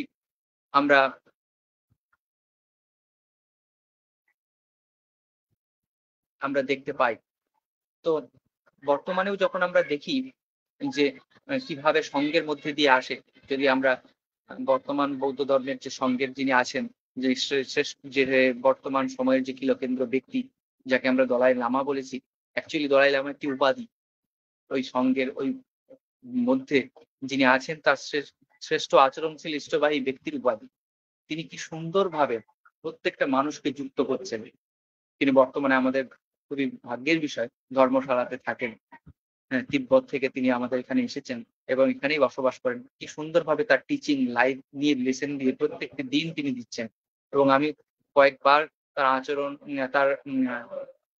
তার কথা শুনেছি, খুব আনন্দের সাথেই দেখেছি কি সুন্দর মিল পাওয়া যায়। অহিংসার মধ্যে দিয়ে তিনি চলতে বলেন, প্রত্যেকটা বিষয়ে ভগবানের কথাই তিনি বিভিন্ন ভাবে আচরণীয় বলেন। আমরা বর্তমান পুরুষোত্তমের ক্ষেত্রেও দেখতে পাই, তিনি বলছেন হিংসাকে হিংসা করো, অর্থাৎ সেই অহিংস নীতিরই পালন করার কথা বলছেন। এবং এইগুলোর মধ্যে দিয়েই প্রত্যেকটা মানুষ যখন যুক্ত হচ্ছে তখন আস্তে আস্তে সেই ভগবান বুদ্ধকেও জানতে পারছে। বর্তমানেও সেই রকমই আচরণশীল যারা রয়েছেন, পৃষ্ঠবাহী কিলোকেন্দ্র যারা রয়েছেন, তাদেরকে যখন দেখি তারা প্রত্যেকটা দিন আচরণও করছেন এবং পালনও করছেন। এবং সেই পালনগুলি যখন আমরা তাদেরকে দেখতে পাই, তাদের মধ্যে দিয়ে দেখি যে তিনি সেই পূর্ববর্তী যে পুরুষোত্তম তাদেরকেই যুক্ত করে দিচ্ছেন, অর্থাৎ শ্রী ঠাকুরের মধ্যে তিনি আমাদেরকে যুক্ত করার জন্য সদা প্রচেষ্টায় যুক্তরত আছেন। তাই শ্রী ঠাকুর বলেছেন তৎনিষ্ঠ আচার্যবান, যে আচার্য অর্থাৎ আচরণশীল ব্যক্তি, তার মধ্যে দিয়ে সেইভাবে পাওয়া যায়। এবং আচার্য যতদিন না থাকছেন ততদিন পর্যন্তই সেই কিলোকেন্দ্র, যখন তাকে আমরা সচক্ষে চর্মচক্ষুতে না দেখতে পাচ্ছি, তখন সেই কিলোকেন্দ্রের মধ্যে দিয়েই যুক্ত হয়ে যান। তাই এই ধারা, এই ভাব প্রত্যেকটা বিষয়ে সময়ই উপযোগী এবং প্রয়োজনীয়। সেটা যদি দেখি ভগবান বুদ্ধের ক্ষেত্রেও, সেটা যদি রামচন্দ্রের ক্ষেত্রেও, রামকৃষ্ণের ক্ষেত্রেও, চৈতন্য দেবের ক্ষেত্রেও, ভগবান শ্রী ঠাকুর অনুকূল চন্দ্রের ক্ষেত্রে। তাই আশা করি অনেকটা সময় পেরিয়ে গেছি। এই বিষয়টিতে আরো বেশি আমরা একসাথে মনন করবো। আমি চাইবো যদি আমার সাথে আমাদের স্নেহের সৌভিক ভাই, বর্তমানে শ্রদ্ধেয় অধৈর্য মহোদয় যদি যুক্ত হয়। আপাতত এটুকুই শ্রী ঠাকুরের ভাবধারায় আমি বুঝেছি যেটুকু বলার ব্যবস্থা রাখলাম। আওয়াজ শোনা যাচ্ছে দাদা? হ্যাঁ হ্যাঁ, অবশ্যই শোনা যাচ্ছে। আমি অনেকগুলো কমেন্ট পড়ছিলাম, অনেক নানান রকম। আমার প্রথমে বলতে হবে যে আলোচনা এত সুন্দর লাগলো, আমি তো মুগ্ধ হয়ে শুনলাম, অনেক নতুন নতুন জিনিস জানতে পারলাম। তাই এটার জন্য খুবই থ্যাঙ্কফুল দাদার কাছে। আমি আরো মানুষদের বলে দিই, যারা যারা এটাকে এনজয় করছেন, অবশ্যই যারা দেখছেন তারাই করছেন, আরো আরো মানুষের কাছে এটি শেয়ার করে দিন। শেয়ার করে প্রত্যেককে এই আনন্দের, এই জ্ঞান উপভোগ করার জন্য সাহায্য করে দিন। বলে ধর্মে বর্ধন্তি, ধর্ম বেড়ে থাকতে চায়, এক্সপ্যানশন ইজ ডিলাইট। সেটা যদি হয় আপনারা এরকম ভাবে ছড়িয়ে দিন মানুষের কাছে। অনেকগুলো কমেন্ট এসছে, সে কমেন্ট গুলো একটা একটা করে আসবো। আচ্ছা, হতে পারে অনেকে অনেক রকম, অনেকে বলছেন অনেক কথা। বিশেষ করে এক জায়গায় বলছেন রামকৃষ্ণদেব ভগবান না, সেই হ্যান ত্যান। ভালো কথা। একটা কথা বলতে হয়, শ্রীকৃষ্ণ যখন এসেছিল, সেই আনসারের শ্রীকৃষ্ণ যখন এসেছিল, আমি দাদাকেও বলবো এই নিয়ে কিছু বলতে। শ্রীকৃষ্ণ যখন এসেছিল অনেকেই তো তাকে ভগবান বলে স্বীকার করেননি, তাই না? অথচ তারা রামকে মানতেন। তো শ্রীকৃষ্ণ দেখিয়েছিলেন তার আচরণের মধ্যে দিয়ে যে অনেক, যে তিনি রামচন্দ্র যেখানে একটা বিয়ে হয়েছিল তার, এবং তার বিয়ে হওয়ার পর সেটাই সেরকম ভাবে এক পত্নীর সঙ্গে ব্যাপার হলো। তার রামকৃষ্ণদেব এই পরে যখন কৃষ্ণ ঠাকুর আসলেন, তারপরে তার অন্যরকম লাইফস্টাইল হলো, সমাজ পরিস্থিতির প্রয়োজন অন্যরকম ছিল, তাই না? কিন্তু আমরা যদি মূল এসেন্সটা দেখি, বাণীর বা চর্যা, সবকিছুর মূল এসেন্সটা দেখি কিন্তু সেম। কিন্তু ভীষ্মর মতো বড় বড় গ্রন্থ পড়া লোক বা ধার্মিক, তথাকথিত তখন ধার্মিক মানুষও কিন্তু সেটার আনসারটা পায়নি। এক জায়গায় জিজ্ঞেস করছেন ভগবান মানে হয়তো ভগবান দিয়েছেন, ভগবান কথাটার মানেটা বলুন। তা ভগবান কথাটার মানে আমি তো সেরকম, উনি বলছেন অনেক জায়গায় এরকম মেসেজ করেছেন যে আমাদের বইয়ের থেকে অ্যান্সার দিতে না, অন্য জায়গা থেকে দিতে। তাই অন্য জায়গা বলতে জানি না। তো শ্রী ঠাকুর বলছেন যে বিধি তো বিধির মতো করেই আছে, তিনি শুধু তুলে ধরে বলছেন, তাই না? ভগবান কথাটা, ভগবান মানে ভগবান, তার মধ্যে 6টা গুণ আছে, ঈশ্বর ঐশ্বর্য আছে, এরকম একজন ব্যক্তিত্ব, তিনি ভগবান। আবার আরেকটা দিক আছে ভগবান দেখার, সেটা হচ্ছে যে যিনি সেবা প্রাণ, ভগবান ভগ কথাটা ভগ ধাতু থেকে এসছে, মানে যিনি সেবা করেন, যতটা সার্বিক সব দিক দিয়ে সেবা করতে পারে সে তত বড় ভগবান। এই জন্য আমরা দেখতে পারি যে আমরা শ্রী ভগবান বলতে কিন্তু শ্রীকৃষ্ণকে বুঝি, বাসুদেবকে বুঝি, ভগবান বুদ্ধদেবকে বুঝি, পুরুষোত্তমকে ভগবান বলি। যেমন সঙ্গে সঙ্গে এটাও আমরা দেখতে পাই যে যে কোনো মানুষ, সেরকম উচ্চ স্তরের মানুষ, তাকেও কিন্তু আমরা ভগবান বলি, তাই না কৌশিক দা?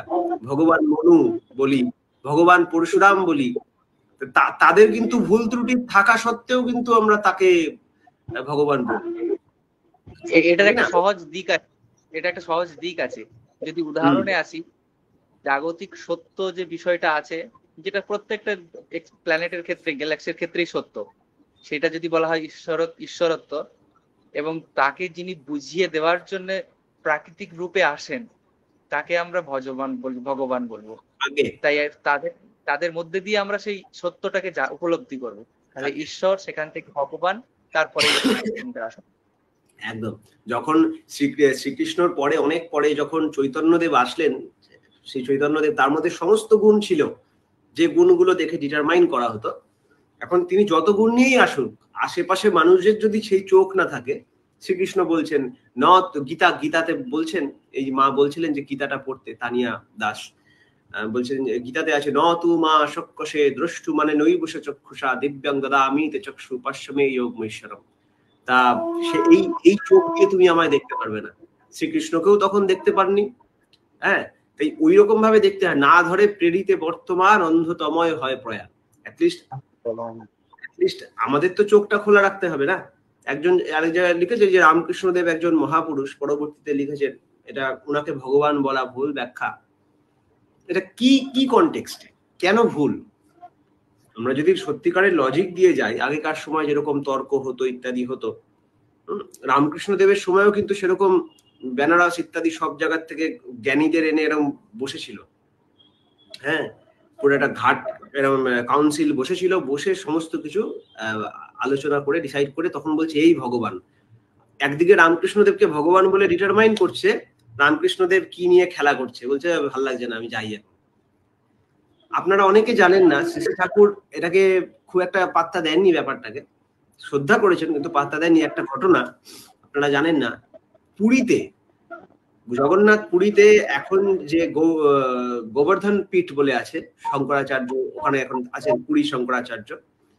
এই পুরী শঙ্করাচার্য বর্তমান যিনি, এর আগের যিনি শঙ্করাচার্য, এখন তো নিশ্চলানন্দ সরস্বতী আছেন, এর আগের যিনি শঙ্করাচার্য ছিলেন, তিনি বিশ্বগুরু সম্মেলনের সময় শ্রী ঠাকুরকে দেখতে এসেছিলেন। এটা অনেকেই জানে না। তিনি এসে তিনি তো সমস্ত শাস্ত্রজ্ঞ, সব শাস্ত্র পড়ে একদম কমপ্লিট সব, যা ওই জন্যই ওই পদে উনি গেছেন।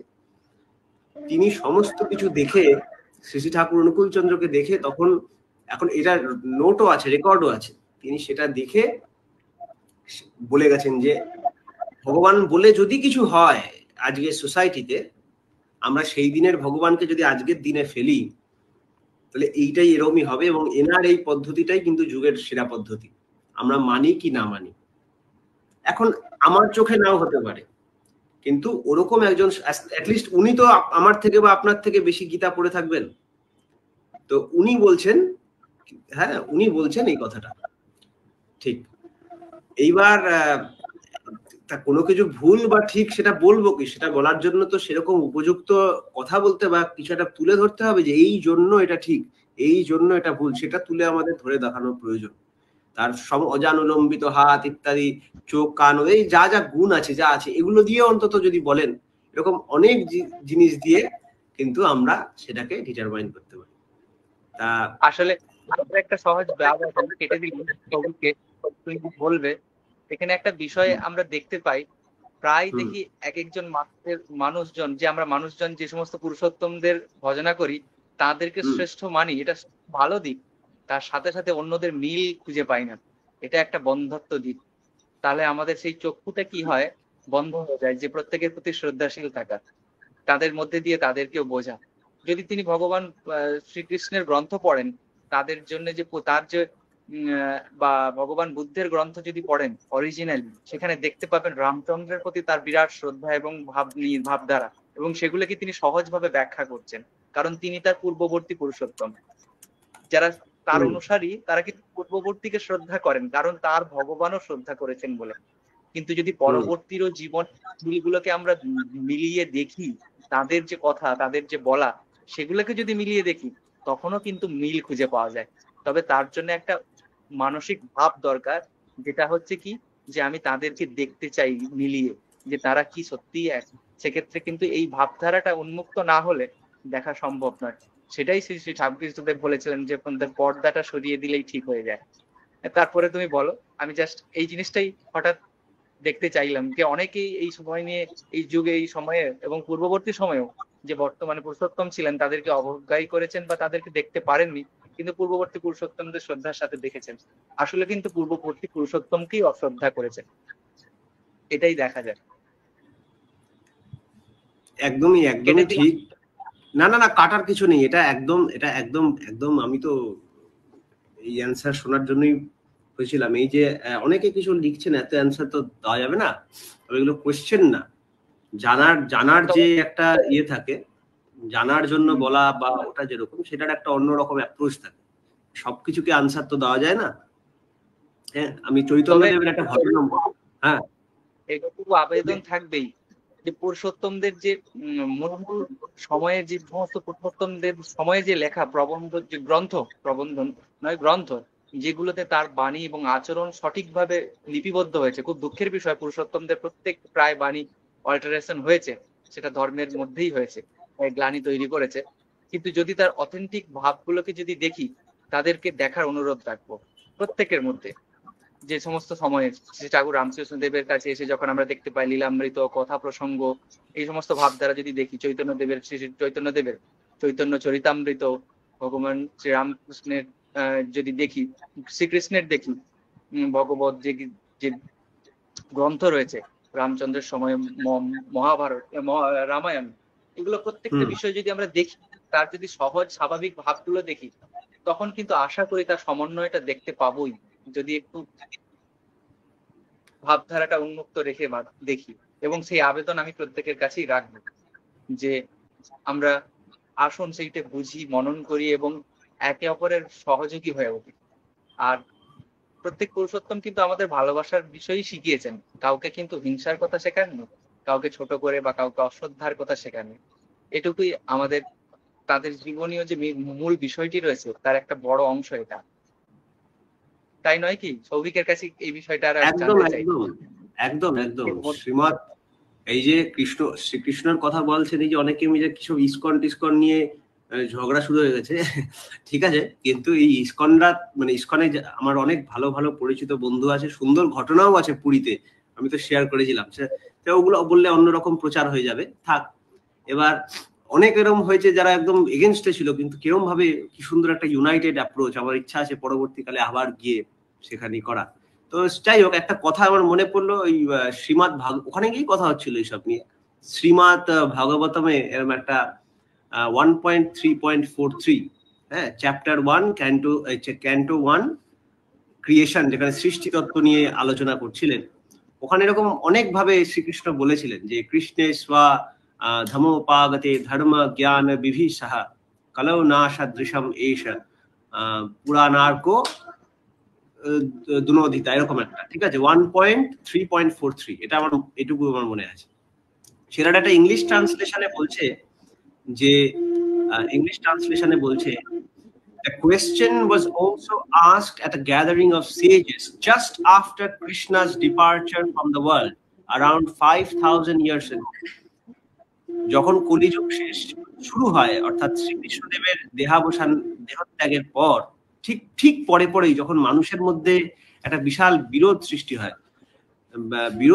হয়, সবাই ভয় পেয়ে যায়, শ্রীকৃষ্ণ কি আবার, এরকম কৃষ্ণ চলে গেল, এই জগৎটাকে সে ইমাজিন করতে পারে না। তখন ওই যে কৃষ্ণ স্বধামোপগতে, তিনি নিজের ধামে চলে গেছেন, এখন কি তিনি আর আসবেন? তখন বলছেন, this was recounted in Srimad Bhagavatam.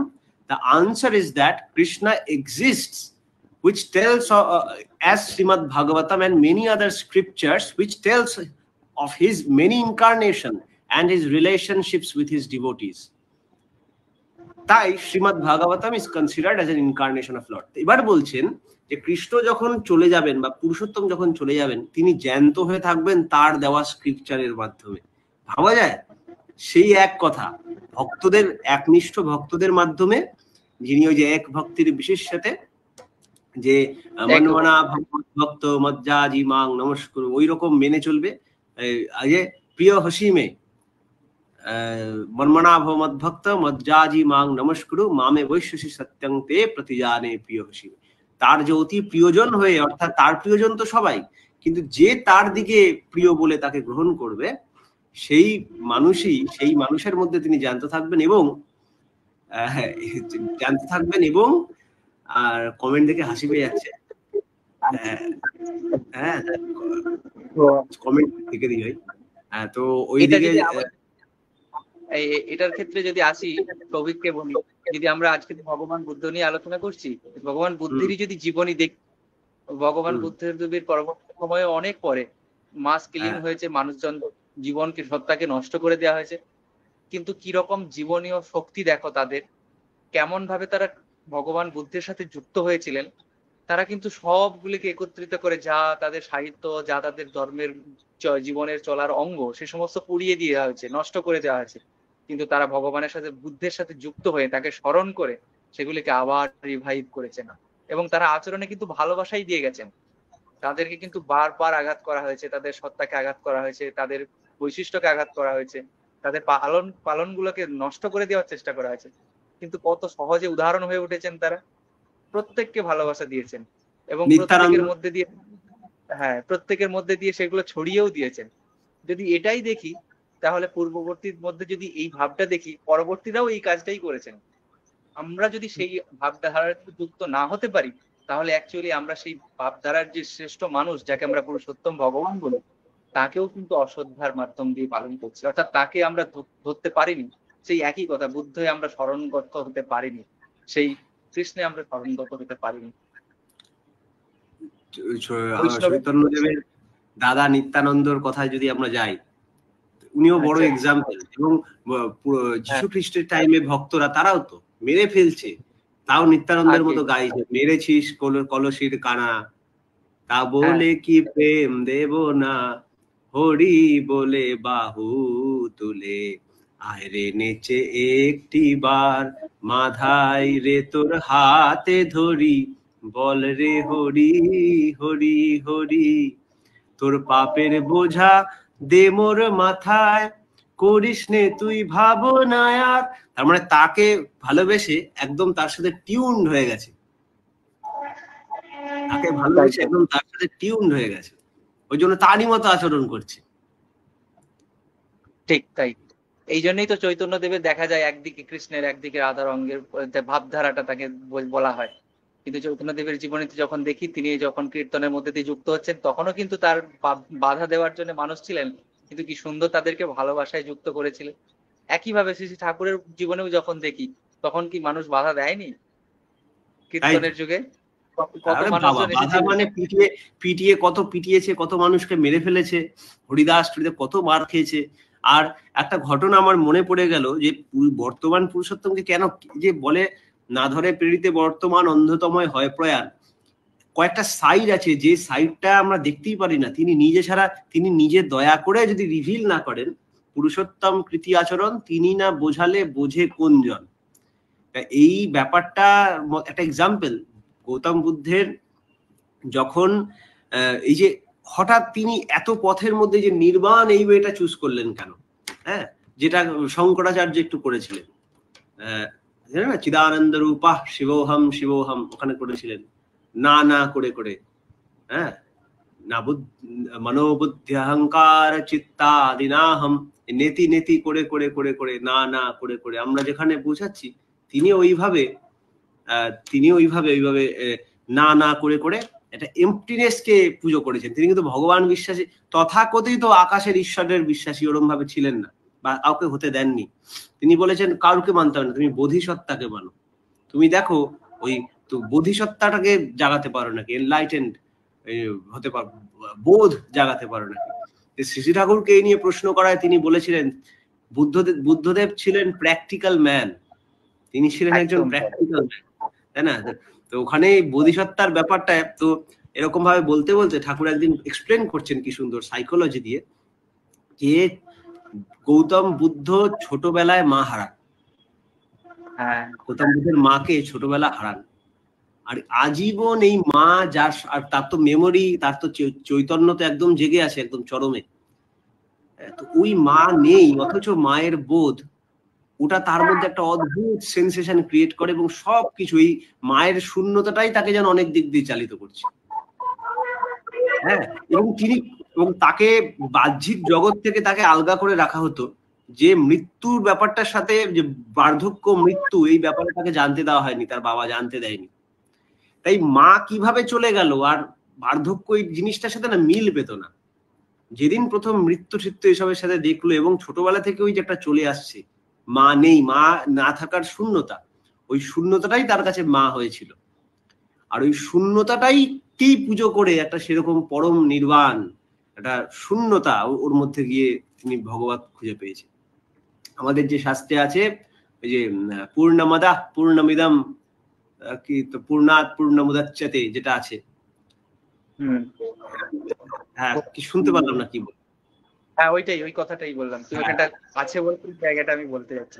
ও আচ্ছা, ওইটাই ওইখানে জিরো থেকে জিরো মাইনাস দিলে জিরোই থাকে, তাই না? কোনো কিছুর থেকেও জিরো মাইনাস দিলে জিরোই থাকে। তাই সেরকম ভাবেই গৌতম বুদ্ধের সেইভাবে শূন্যের পুজো করতে করতে ওর মধ্যেও সে পূর্ণকে পেয়ে গেছিল। এবং এরকম অনেকে রিসার্চ করেছেন যে শিবের বিজ্ঞান, ভৈরব এবং ইত্যাদি সব, তারপরে এরকম অনেক আছে, ভগবান দাস বলে একজন আছে, তারও সে ওই গৌড়ীয় মত বা কৃষ্ণ পুরুষোত্তম কৃষ্ণ নিয়ে রিসার্চ করতেন, তার একটা বই আছে, কি জানো, স্টাডি অফ রিলিজিয়ন্স, কৌশিকদা দিলাম না বইটা, ভগবান দাসের বইটা, এসেনশিয়ালস অফ ওয়ার্ল্ড রিলিজিয়ন্স, এরকম একটা বই। হ্যাঁ, এই যে মা বলছেন, তানিয়া মা, এরকম ভাবে আরো অনেকে প্রশ্ন করছেন, যারা তাদের বলবো ঝগড়া করার দরকার নেই, খুব ভালোভাবেও আলোচনা করা যায়।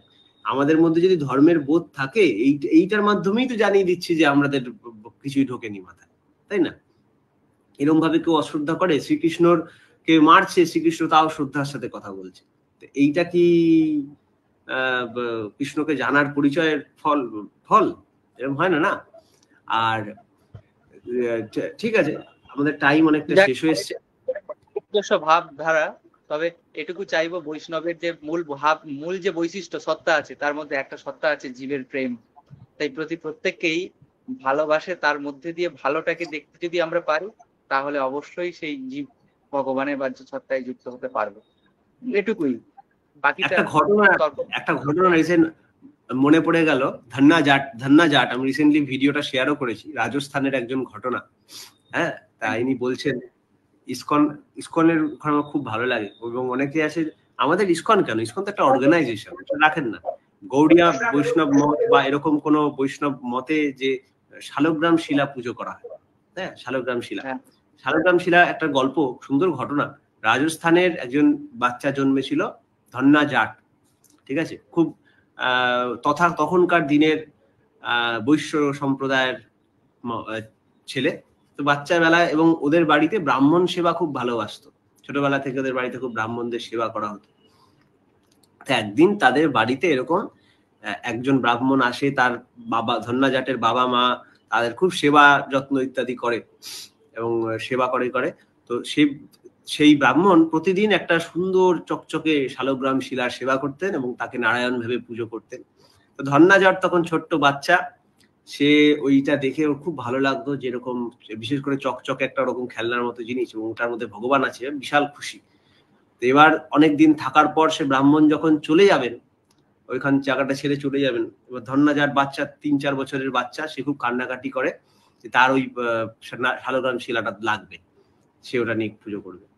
সে খুব কান্নাকাটি, আর ও প্রতিদিন পুজোতে এসে বসতো, দেখতো, চন্দন লাগাতে, পুজো করতে, সমস্ত বিধি পালন করতে, অনেক কান্নাকাটি করছে।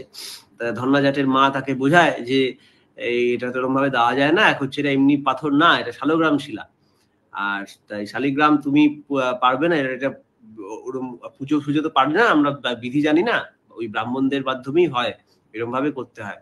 আর আর উনিও এবার ব্রাহ্মণ পণ্ডিত মশাই তিনিও ভাবছেন যে আরে ইস বাচ্চাটাকে এরকম ভাবে কাঁদিয়ে চলে যেতে হবে, আর এই বুঝবেই বা কি, আমি আর ওনাকে বাচ্চাটাকে বোঝাচ্ছে যে আমি যদি তোমায় দিয়ে দিই পাথরটা তাহলে আমি তো থাকতে পারবো না, ইনি আমার ভগবান, ইনি ছাড়া আমি কি করে থাকবো, আমি আবার যখন আসবো পাথরটা নিয়ে আসবো। সে কিছুতেই মানে না। এবার এই না মানতে মানতে তখন বললো ঠিক আছে। তো সেই ব্রাহ্মণ আরেকদিন থেকে গেল। তো আরেকদিন থেকে সেদিন নদীতে স্নান করার সময় একটা যে কোনো র্যান্ডম পাথর নিয়ে এসে, একটু ওরকম সেম দেখতে পাথর নিয়ে এসে একটু পরিষ্কার টরিষ্কার করে দিল। পরিষ্কার টরিষ্কার করে সেটা নিয়ে ধন্যাজাটকে দিয়ে দিল, বলে নাও তোমার কৃষ্ণ। কি খুশি বাচ্চাটা। তো ব্রাহ্মণ চলে গেল। সে প্রতিদিন ওই শালগ্রাম শিলার মতো দেখতে যে একটা এমনি পাথর, এমনি পাথরটা পুজো করে নিজের মতো করে। আর তাকে বলে গেছিল দেখো এটাকে কিন্তু ডেইলি তুমি সেবা যত্ন করো, একে কিন্তু ইনাকে খেতে দিও, ইনাকে না দিয়ে নিজে কিছু খাবার গ্রহণ করো না, ইনাকে দেবে সবার আগে, তারপরে তুমি তোমার খাবার গ্রহণ করবে। তো বাচ্চাটা ওইটুক বয়সে খুব ওটাকে মন দিয়ে রেখেছে। আর সে ব্রাহ্মণ চলে গেলেন অন্য জায়গায় নিজের যাত্রায়, তা তীর্থযাত্রায়। তো ওইভাবে ও সেটাকে পুজো করতো। এবার চন্দন কি জিনিস তো সে জানেও না, বাচ্চা ছেলে। সে পাথর ঘষে বা এইসব মাটি ঘষে একটা কিসাটা বানিয়ে চন্দনের মতো দেখতে ওটা পুড়িয়ে দিত, ওটা পুড়িয়ে পুজো দিত। খাবার পাতাও তুলসী পাতা দেখতো দিতে ব্রাহ্মণ মানুষটাকে। এবার তখন ভাবতো যে কিভাবে, পাতা তো চেনে না, ও অন্য একটা পাতা দিয়ে পুজো দিত। এইভাবে পুজো খেলায় তার দিন কাটতো। তা একদিন এরকম ভাবে ধন্যাজাট ছোটবেলায় এরকম রাখালে চড়াতে যেত, গরু চড়াতে যেত। গরু চড়াতে গিয়ে এরকম মা রুটি, বাজরার রুটি আর আচার বেঁধে দিয়ে এরকম দিয়ে দিত। সে গেছে রুটিটা খুলে, এবার ভাবছে এবার খাওয়ার টাইম হয়েছে, তো আমি এখন ভগবানকে কিছু নিবেদন করে আমি খাবো, তারপরে আমিও খাবো। তো উনি ঠাকুরকে রেখেছেন এমনি পাথর, ও তো জানে সেই কৃষ্ণ, ওখানে রেখেছেন, রেখে ওর সামনে খেতে দিয়েছেন। বলে ঠিক আছে প্রভু, এবার তুমি খেয়ে নাও, তোমার খাওয়ার সময় এসে গেছে, তুমি খেয়ে নাও, আমরা একটু করি, আমিও খাবো, তারপরে বহুত জোরসে খিদে পেয়েছে। দেখে কিছুই হয় না, পাথর থেকে কেউ বেরোয় না। ও তো বাচ্চা মানুষ, ও তো জানে না যে নিবেদন করে খেয়ে নিতে হয়, ও ভাবছে জানে ওইরকম ভগবান বেরিয়ে খাবে, এসে কিছুই হচ্ছে না। বলছে খাও, কেন খাবে না, আজকে তোমার মা রুটি ভালো করেনি, রুটিতে ঘি নেই বলে তুমি খাবে না, ব্রাহ্মণ মশাই ঘি ঠাকুর মশাই ঘি দিত বলে তখন ওটাই খেতে। তখন তো কিন্তু কি করবো বলো, ঘি তো শুধু অতিথি সেবার সময় মা দেন, এমনি সময় তো মা দেন না ঘি। বলে ঠিক আছে, পরের দিন আমি তাহলে তোমার জন্য দেবো, খাও না। খেলো না কিছুতেই ভগবান, তো নিয়ে রুটিটা নদীতে ফেলে দিল, ফেলে আবার চলে গেল। এইভাবে 2 থেকে 3 দিন হলো। লাস্টের পরের দিন ঘি নিয়ে এসেছিল, ঘি লাগিয়ে রেখেছিল, তাও আসে না। তা তৃতীয় দিন ছেলের খুব খিদে পেয়েছে, কান্নাকাটি করছে, খিদে পেট ব্যথা হচ্ছে। বাড়িতে জানে না যে ছেলে খাচ্ছে না। ধন্যাজাট কান্নাকাটি করছে, করতে করতে খুব তন্দ্রা এসে গেছিল। ভগবান কি, কেন আসছো না তুমি, ব্রাহ্মণ ঠাকুরের পুজো নেওয়া, আমার থেকে খাবে না? তো তখন দেখে এরকম চাটকানা এরকম আওয়াজ আসছে। তখন আস্তে করে একটু ঘুম থেকে উঠে দেখছে একটা এরকম বাচ্চা ছেলে, হ্যাঁ, শ্যামবর্ণ, একটা পিতলের মতো রং, হ্যাঁ, আর সেরকম ভাবে খাবারটা খাচ্ছে, মাথায় এরকম সুন্দর কেশ পালক, এরকম একটা বাচ্চা ছেলে বসে এরকম করে খাচ্ছে। তখন বলে কে তুমি, ভগবান তুমি এসেছো? বলছে হ্যাঁ হ্যাঁ সখা আসো। তো তার কাছে গিয়ে বসলো। সত্যি ঘটনা, রাজস্থানের ধন্যাজাট এখনো ফেমাস। তার কাছে গিয়ে এরকম করে খাচ্ছে। তখন বলছে ভগবান তুমি কিন্তু সবটা খেও না, ওখানে তুমি 3টে রুটি খাও, 2টো রুটি আমাদের দুজনের জন্য, আমিও খাইনি অনেকদিন। তখন ভগবান বলছে যে না না সখা, তুমি কাজ করছো এত, আমি তো বসেই আছি, আমি 2টো খাই, তুমি 3টে খাও। তখন ধন্যাজাট বলে ঠিক আছে। তো ভগবান প্রসাদ করে দিয়েছে, সে দিব্যি খাচ্ছে। আর পরের দিন সেম ভাবে খাবার খাচ্ছে। তা খেতে খেতে এবার ঠাকুর মানে কৃষ্ণ বলছেন যে ঠিক আছে শোনো সখা, আমি এখানে তোমার গরুগুলো আমি চড়াচ্ছি, তুমি বরং যাও গিয়ে খেতি করে আসো, তোমার বাবাকে সাহায্য করে আসো খেতিতে। ও বলছে ঠিক আছে তুমি পারবে? ঠাকুর বলছে হ্যাঁ পারবো, আমি আমার প্র্যাকটিস আছে, গরু চড়ানোর প্র্যাকটিস আছে। তো কৃষ্ণ এরকম ভাবে গরু চড়াতো, আর ধন্যাজাট এরকম করে বাবার খেতিতে হেল্প করতো। ভবিষ্যতে এই যে খেতিতে হেল্পটা করেছিল, এখান থেকে পরবর্তীকালে সে কিন্তু শেঠ হয়েছিল, ধন্যা শেঠ, ঠিক আছে, তার মন্দির আছে, তার অনেক কিছু আছে, অত্যন্ত দয়ালু একজন মানুষ। হ্যাঁ, গরিবদের দুঃখ সে দেখতে পারতো না। ভাবতো গরিবের মধ্যে এরকম শ্রীকৃষ্ণই উঠে আসছেন। এরকম একজন মহান মহাপুরুষ ছিলেন তখনকার ধনরাজ শেঠ। গুগলে ইউটিউবে সার্চ করে বা গুগলে সার্চ করে পেয়ে যাবে। তা এইটা দেখে তখন একদিন ব্রাহ্মণ এরকম আবার ফিরে আসলো, তখন ধন্না জাট একটু বড় হয়েছে। তা এই সময় ওনাকে এরকম দেখে ভাবলো যে কি ও ওই মূর্তির সেবা টেবা চলছে তো? তখন বলছে হ্যাঁ, বলছে হ্যাঁ ঠাকুর তো গরু চড়াচ্ছে, আমি এদিকে এসছি, ঠাকুর তো প্রতিদিন গরু চড়ায়। ও ভাবলো কি বলছে বাচ্চাটা, তো গরু চড়ায়, কি আর গরু চড়ায়? তখন বলছে ভাবছে ফেলে টেলে দিয়েছে, হাড়ি টাড়ি দিয়েছে বাচ্চা ছেলে, বলছে ঠাকুর প্রতিদিন গরু। তখন দেখছে, বললো কি ফেলে দিলে, তুমি পুজো টুজো করলে না? বলছে না, তো প্রতিদিন তো ঠাকুর তো ওখান থেকে গরু টরু চড়িয়ে আসেন, আমি এখান থেকে আসি, তারপর আমি বাড়ি চলে আসি শিলা নিয়ে। তখন বলে যে সত্যি মানে এরকম কি ব্যাপার? বলে হ্যাঁ। উনি না একটা দ্বন্দ্বের মধ্যে পড়ে, বলি সত্যি কৃষ্ণ আসে, ঠাকুর আসে, তাহলে দেখবো তো। ওনারও ভিতরে প্যালপিটেশন হচ্ছে, তাহলে কি লীলা এটা, হ্যাঁ দেখি তো। সে ধন্না আর ওই ব্রাহ্মণ ইয়েতে দাঁড়িয়ে আছে, এক জায়গায় এরকম দাঁড়িয়ে আছে, দেখছে দূর থেকে গরুগুলো এরকম ভাবে 8-10টা গরু এইভাবে আসছে। তো ধন্না দেখছে এরকম লাঠি দিয়ে এরকম করে একটু ম্যানেজ করতে করতে গরুগুলোকে এরকম করে ডাইরেকশন দিতে কৃষ্ণ নিয়ে আসছে গরুগুলোকে। আর ব্রাহ্মণ দেখছে যে শুধু গরুগুলো আসছে। তখন ধন্না বলছে ওই দেখো ঠাকুর।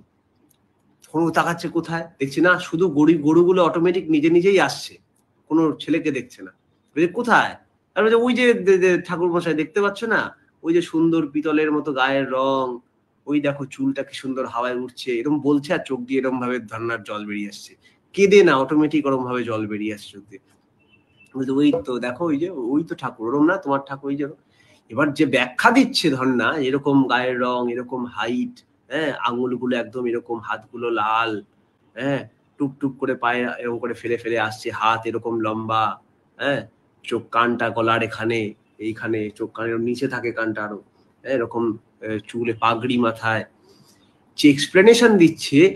তখন তো এত বই বা ইন্টারনেট ছিল না, তখন বেদেই পুরাণে বর্ণনা থাকতো। তখন ব্রাহ্মণ বলছে এই এক্সপ্লেনেশনই বা ফার্স্টে বিশ্বাস হচ্ছিল না, তারপর বলে এই এক্সপ্লেনেশন তুমি জানলে কোথা থেকে, তো বেদে আছে। তখন কি বেদে আছে, এই তো দেখতে পাচ্ছি। তখন সে ব্রাহ্মণের নিজে মাটিতে বসে এরকম ভাড়া করে কাজ করে, কি লীলা তোমার! ও না বোঝে কিছু, না পাথরটা আদৌ শালগ্রাম না কিছুই নেই, মানে মন্ত্র জানে না, পাতা কোন পাতা দিয়ে কি পুজো দিচ্ছে, তুলসী পাতা কিচ্ছু জানে না। সেই থেকে ধন্না সেটের সেই কাহিনী। হ্যাঁ, এখানে ওই ঠাকুরের ওই গানটার কথা বারবার মনে পড়ে, এই যে যা ভাবে আমি তাই, প্রাণের কোণে একটু শুধু অমল ধবল বিশ্বাস চাহি, যে যা ভাবে আমি তাই।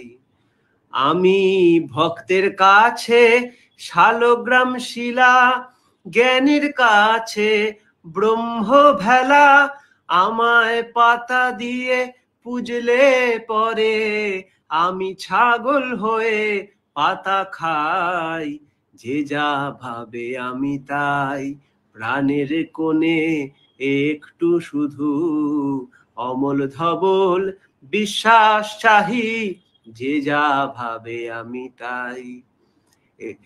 অদ্ভুত তাই না? কি সুন্দর ঘটনা। আমাদের সাথে কবে হবে কসিদা এগুলো?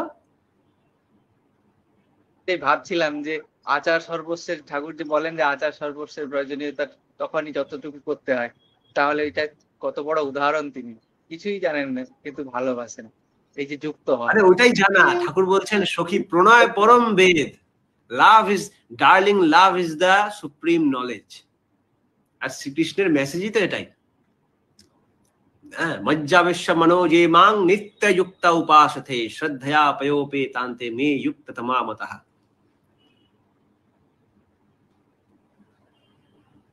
আমরা আজকে আমাদের এপিসোড আড্ডায় পরিণত হয়ে গেছে আস্তে আস্তে। হ্যাঁ, এটাই দরকার ছিল। খুব আনন্দ পেলাম। আর আজকে এত কমেন্ট সেকশনে কমেন্ট তোমার মাধ্যম দিয়ে আসছে বলে একটা অভিব্যক্তি বুঝতে পারছি, পরবর্তীতে আমাদের ভগবান শ্রী কৃষ্ণ সম্পর্কে একটা সেশন হয়ে যাবে, কিভাবে পুরুষোত্তম সমন্বয় দেখান, সেটা হয়ে যাক পূর্ববর্তীদের সাথে। পরবর্তীদের হয়তো অনেকে বিশ্বাসই করতে পারবে না, কারণ ভাবের বিষয়টা নিয়ে তো প্রত্যেকেরই উদারতা নেই। কিন্তু যদি পূর্ববর্তী পরবর্তী দেখা যায়, এটা নিয়ে একটা সেশন হয়ে যায়, খুব আনন্দ হবে সেই দিনে। এটার একটা আবেদন রাখছি। আমিও যদি মাস্টার উইদিন মেম্বার, সেক্ষেত্রে তবুও আবেদন রাখছি। তোমার এটা মাঝে মাঝে একটু অ্যাক্টিং এর মতো হয়ে যায়, আমরা করতে হয়। যাই হোক, আজ খুব ভালো লাগলো আজকে, বিশেষ করে যে আমি কতগুলো নোটস লিখে রাখলাম, তুমি যখন বলছিলে বুদ্ধদেবের ব্যাপারে, ওইখানে কতগুলো জিনিস আমার নোটস লিখে রাখা আছে। এবং যারা দেখছেন তাদেরকেও অনেক ধন্যবাদ আজকে এত সুন্দর আলোচনা কৌশিকদার শোনার এবং আমাদের আলোচনার গল্প ডিসকাশন শোনার জন্য। এক জায়গায় আমাদের অনেকে অনেক রকম প্রশ্ন করেন, ভাবে আমরা আলাদা একটা ইনস্টিটিউশন অর্গানাইজেশন। তাদের জন্য খুব পরিষ্কার করে ভালো করে বলে দেওয়া দরকার যে আমরা আমাদের যে চর্যাশ্রম বিবেক বিতান আছে, সেই চর্যাশ্রম শ্রী ঠাকুর প্রতিষ্ঠিত সৎসঙ্গেরই ধারা। সৎসঙ্গ তো একটা কোনো অর্গানাইজেশন না, সেটা একটা আন্দোলন এবং সেটা একটা life, Satsang way of life. হ্যাঁ, সৎসং ওয়ে অফ লাইফ হচ্ছে তারই প্রতিষ্ঠিত আচার আচরণ গুলো, তারই নীতিবিধি গুলো, হ্যাঁ তারই নীতিবিধি গুলো এক জায়গায় একজনের আচরণের মাধ্যমে যখন আরো মানুষের কাছে ছড়িয়ে যায়, সেটাই সৎসঙ্গ আন্দোলন। সৎসঙ্গ তাকেই বলে নিষ্ঠা যাতে উতল চলে, আনুগত্য কৃতি বারে এমনতরই শিষ্টতালে। সেই সৎসঙ্গ আন্দোলন যে চর্যার মধ্যে দিয়ে আমরা রাখি, সেরকম চর্যাশ্রম। চর্যাশ্রম বিবেক বিতান দেওঘরে আছে, সেইখানেরই আমরা একটা অনলাইন উইং, আমরা অন্যভাবে আরো নতুন ভাবে সেটাকে এখানে আমরা প্রচার করি। এই আপনারা যুক্ত থাকবেন, আরো কিছু মতামত জানালে মেসেজ করে বা কি করে জানাবেন। কৌশিকদার সঙ্গে যোগাযোগ ডাইরেক্টলি করতে পারেন বইয়ের ব্যাপারে হলে। তানিয়া দাস মা এরকম অনেক প্রশ্ন করছেন, তাকে আমি বলবো আমাদের চর্যাশ্রম প্রকাশিত এই বইটির মলাট দেওয়া হয়ে গেছে। বইটির অ্যাকচুয়াল নাম হচ্ছে প্রেরিত প্রসঙ্গে। হ্যাঁ, বইটা মলাট দেওয়া বলে দেখা যাচ্ছে না। এখানে প্রতিটি পুরুষোত্তমের, যেমন এই দেখতে পারেন যোগেশ্বর শ্রীকৃষ্ণ, হ্যাঁ কিছু বললে? প্রথম পেজটা দেখালেই নামটা বলে যাবে। প্রথম পেজটা আসলে মলাটে ঢেকে গেছে, বুঝলে? মলাটটা ঢেকে দিয়েছে মলাট দাস। এই রামকৃষ্ণ, বুদ্ধ, যিশু, মোহাম্মদ, চৈতন্যদেব, শ্রী শ্রী ঠাকুরনুকুল চন্দ্র তো তারই ভাষায় আছে। তাদের নিয়ে এই বইটি আমাদের স্টোরে আপনারা পেয়ে যাবেন। হ্যাঁ, চর্যাশ্রম বিবেক বিতান মাস্টার উইদিন, লিঙ্ক আমরা এখানে দিয়ে দেবো, বা আপনি ডাইরেক্ট কৌশিকদাকে বা গ্রুপে আমাদের মাস্টার উইদিন বেঙ্গলিতে মেসেজ করতে পারেন। তা আজকের জন্য একটু এক্সট্রা হয়ে গেল লাস্টে আমার এই গপ্পর জন্য। উৎসৃজনী গুপ্তা মা বলেছেন প্রেরিত প্রসঙ্গে বই লাগবে। আপনি আমাদের ডাইরেক্টলি হোয়াটসঅ্যাপ এই ফেসবুকে মেসেজ করুন, মেসেঞ্জারে। আপনি ডাইরেক্ট ওখান থেকে আপনাকে কৌশিক দাদা গাইড করে দেবেন। ঠিক আছে, তাহলে আমি কৌশিক দাদার কাছে অনুরোধ করবো, তুমি একটু একটু ধ্বনি দিয়ে দিলে তাহলে আমরা এখানে আজকে প্রণাম। জয় বন্দে পুরুষোত্তমম, বন্দে পুরুষোত্তমম, বন্দে পুরুষোত্তমম, বন্দে আর্য পিতৃন, বন্দে মাতৃবর্গন, বন্দে অহং কৃষ্টি দৈবতান, পরম প্রেমময় পরম দয়াল প্রতিনিত্য বিশ্ব দুনিয়ার মালিক সুশ্রাগজি কি জয়। বন্দে পুরুষোত্তমম।